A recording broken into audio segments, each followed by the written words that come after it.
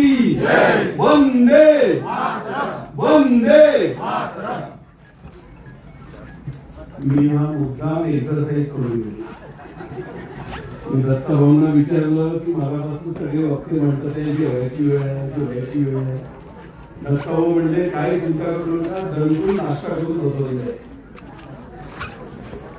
तरी पण मला याची कल्पना आहे की माझ्यानंतर एक बॅटिंग ही विराट कोहलीची आहे, दुसरी बॅटिंग तेंडुलकरची आहे।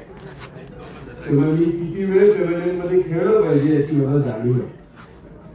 आदरणीय रामभाऊ, आदरणीय पोपटरावजी, माझी बहीण मनीषाताई, माननीय राजीव खरेजी, माननीय ओमप्रकाशजी, माननीय मोदीनाथजी, माननीय रामदास कोठरेजी, या देखण्या हळव्या ओढ्या आणि अत्यंत उत्साही कार्यक्रमासाठी आपण एकत्र आलेले सगळे सरपंच आणि रेल्वेजी। सुरुवातीला मी ज्या ज्या लोकांना पुरस्कार मिळाला त्या सगळ्यांचं अत्यंत मनापासून अभिनंदन करतो। तुम्हा सगळ्यांना विनंती करतो, कारण ज्यावेळेस पुरस्कार देणं चालू होतं त्यावेळेस मी मायनोरिटी बघत होतो, फार कमी टाळ्या पडल्या। सगळ्यांना माझी अत्यंत मनापासून विनंती, आपण जोरात टाळ्या वाजवून पुरस्काराचं अभिनंदन करूया। पुरस्कार जे होते त्यांनी त्यांचं मनोगत व्यक्त केलं। भारताच्या भूमीमध्ये चांगलं काम करणाऱ्यांचं कौतुक हा आपला सोशल डीएनए आहे। माझा एक खूप चांगला मित्र आहे, त्याची वराडातली एक कविता आहे। तो असं म्हणतो की आजकाल समाजामध्ये रस्त्याच्या डाव्या बाजूने चालणाऱ्यांचाही पण सत्कार केला पाहिजे अशी स्थिती आली आहे। त्याला कारण असं की सर्वसामान्य माणसाने आयुष्यामध्ये चांगलंच वागलं पाहिजे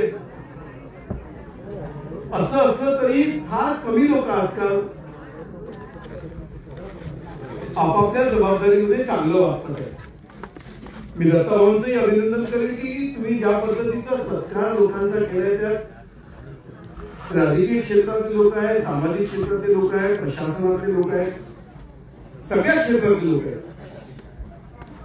सरपंच परिषदेने केवळ सरपंचांचा सत्कार न करता समाजाच्या वेगवेगळ्या क्षेत्रातल्या लोकांचा सत्कार करणं हा चांगला संस्कार आहे। त्यामुळे मी दत्ता भाऊ तुमचं पण खूप मनापासून अभिनंदन करतो। आज एक विलक्षण योगायोग पण आहे, ज्यांनी महाराष्ट्राच्या भूमीला ग्रामविकासाचा संस्कार दिला असं राष्ट्रसंत तुकडोजी महाराजांची आज जयंती आहे। कुठे रिकामा फिरत तुझं गावच तुझं तीर्थ असा संस्कार तुकडोजी महाराजांनी दिला। सरपंच परिषदेने असा हा जो ग्रामविकास बेस असा कार्यक्रम केला, एका फार चांगल्या योगायोगाच्या अंतर्गत केला। 1961 ला राष्ट्रसंत तुकडोजी महाराजांना त्यांचे काही शिष्य भेटायला गेले आणि त्यांनी त्यांना असं सांगितलं की आम्हाला तुमचा बर्थडे जन्मदिवस साजरा करायचा आहे, आम्हाला परवानगी द्या। राष्ट्रसंत म्हणाले की माझा जन्मदिवस जर करायचा असेल तर ग्रामविकासाचीच चिंतन करा आणि ग्रामविकासाचं काम करा। त्यामुळे आज खऱ्या अर्थाने न्याय राष्ट्रसंतांच्या भावविश्वाला दिला असेल तर दत्ताभाऊ तो तुम्ही दिलेला आहे। त्यामुळे मी सरपंच परिषदेचे सुद्धा खूप मनापासून अभिनंदन करतो। दत्ताभाऊ हा एक माझ्या आयुष्यातला असा व्यक्ती आहे, म्हणजे मी काल रात्री जेव्हा त्यांचा फोन आला थोडा अस्वस्थ होतो, कारण माझं शेड्यूल आज अहमदाबादचं होतं। मी आज अहमदाबादला एका कार्यक्रमाला चाललो होतो। पण माझ्या आयुष्यात काही माणसांचं असं आहे की ज्यांच्या प्रेमाचा धाक आहे आणि काही माणसं आहेत ज्यांच्या धाकातून प्रेम निर्माण होतं। दत्ताभाऊ सेकंड कॅटेगरी आहे, त्यांचा फोन आला रे आला एक प्रेमाचा धाक येतो। बरं, माझंच नाही, दत्ताभाऊ सांगू 2 वर्षापूर्वी मला दत्ताभाऊ सरपंचांच्या एका विषयासाठी माझ्याकडे आहे। वेळ रात्री 1:30 आणि एकदम पोटतिडकीने बोलत होते। बहुधा डायरेक्ट बीड जिल्ह्यातून निघाले होते सरळ घरी। मिळत थांबा. मी उचलून सरळ माननीय मुख्यमंत्र्यांना फोन केला. आपल्या सगळ्यांना कल्पना आहे की माननीय मुख्यमंत्री रात्री 12, 1, 1:30, 2, 2:30 महाराष्ट्रात तुम्ही कोणालाही विचार 1:30 पावणे 2ला माननीय सीएम साहेबांना फोन केला. त्यांनी फोन उचलला आणि मी ज्या त्वेषाने दत्ताभाऊ मला सांगत होते त्याच त्वेषाने असं फडणवीस साहेब सरपंचाचा प्रॉब्लेम आहे तुम्ही हे केलं पाहिजे वगैरे 3 मिनिटं त्यांनी ऐकून घेतलं. मला म्हणजे तुमच्या बाजूला दत्ताभाऊ बसलेले दिसतात त्यांना फोन द्या. भेटलं नाही ना खरंच सांगतो मी घरी बोलतो फोन द्या. दत्ताभाऊ आले त्याच्याशिवाय एवढी आज येऊ शकत नाही सरपंचांच्या विषयात. हा एक प्रसंग नाही असे असंख्य प्रसंग आहे. आणि मी प्रामुख्याने संघटनांच्या आयुष्यामध्ये राजकीय आयुष्यामध्ये संघटना उभं झाल्यानंतर त्याच्या आर्थिक क्षमतांच्या आधारावर काम करणारे संघटनेचे खूप लोक पाहिजे. खूप लोक. ट्रेड युनियन उभी करायची अर्थयोजना उभी करायची आणि त्या पासबुक मधनं प्रवास करायचा. कदाचित अपरिहार्य असेल पण मी दत्ताभाऊ काकडे नावाचा असा व्यक्ती पाहिला की ज्यांनी सरपंच परिषदेच्या पासबुक मधनं आयुष्यात एकही रुपया खर्च केला नाही आणि माणूस सरपंचासाठी धावला करतो. दत्ताभाऊ तुमच्याबद्दल तुमच्या कार्याध्यक्षांनी सांगितलं की अशी कुठली तरी जबाबदारी मिळाली पाहिजे. तुम्ही बोलत होता त्यावेळेस अनुभवही ऐकत होते पोपटरावही ऐकत होते. माझा एका गोष्टीवर विश्वास आहे. मला माहिती आहे तुमचा किती लोकांचा विश्वास आहे. म्हणजे त्याचा थोडासा उल्लेख ओमप्रकाशजींनी पण केला की आज खरं तो पुरस्कार मिळायला पाहिजे होता. खरंच आहे. दत्ताभाऊ असू द्या चाहे ओमप्रकाशजी माझा एका गोष्टीवर विश्वास आहे. तुम्ही जे कर्म कराल ना त्याचे रिटर्न्स देव तुम्हाला देतोच. फक्त कोणाचा सूर्योदय 6:30 कोणाचा 6:35 बस एवढंच आहे. आणि मला माहित नाही की आता मी जे बोलणार आहे त्याचा तुम्ही काय अर्थ काढाल. माझ्याकडे आमदार म्हणून जबाबदारी आहे. तुम्ही माझ्यावर विश्वास ठेवा.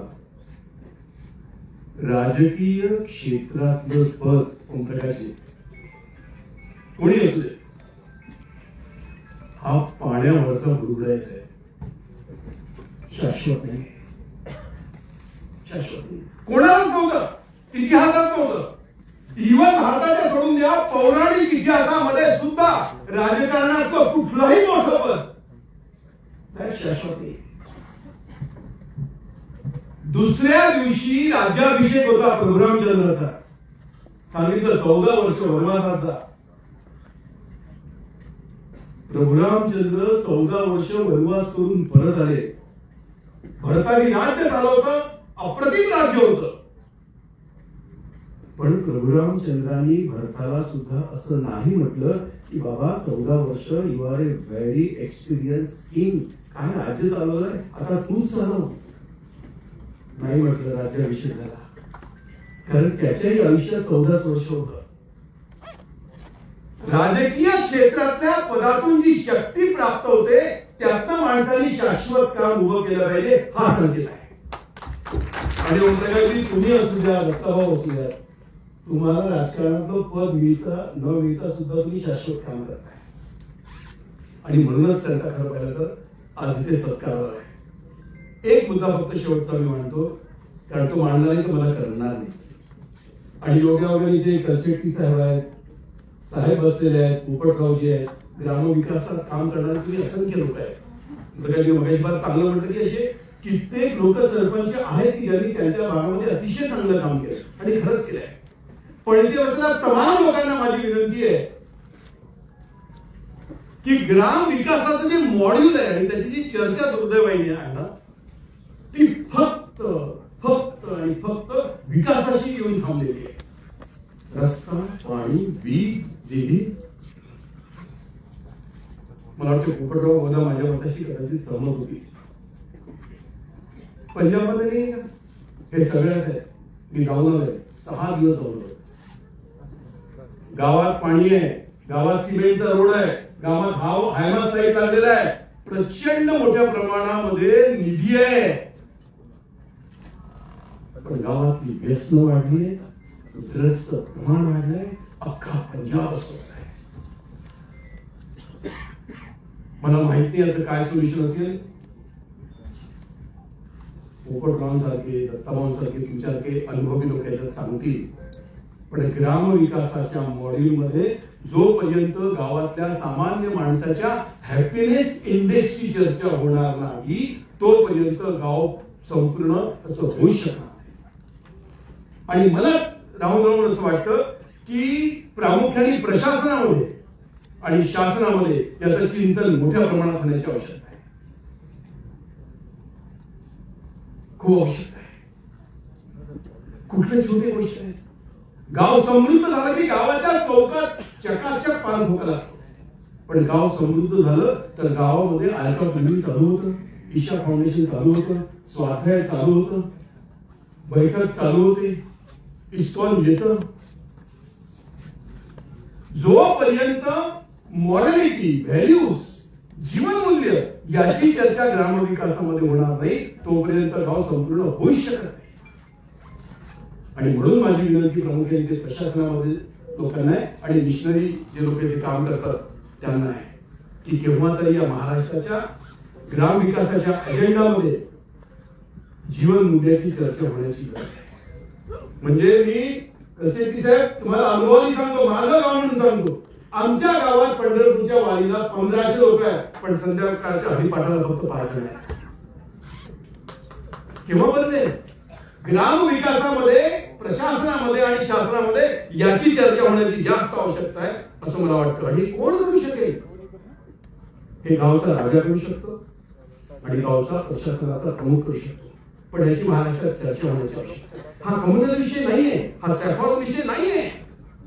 धर्म कुठलेही असू देत, उपासना पद्धती कुठली असू देत, पण हे गाव समृद्ध आहे याचं लक्षण आहे ना. रस्ता ना, पाणी ना, वीज डेफिनेटली नाही. असलं पाहिजे का? असलंच पाहिजे.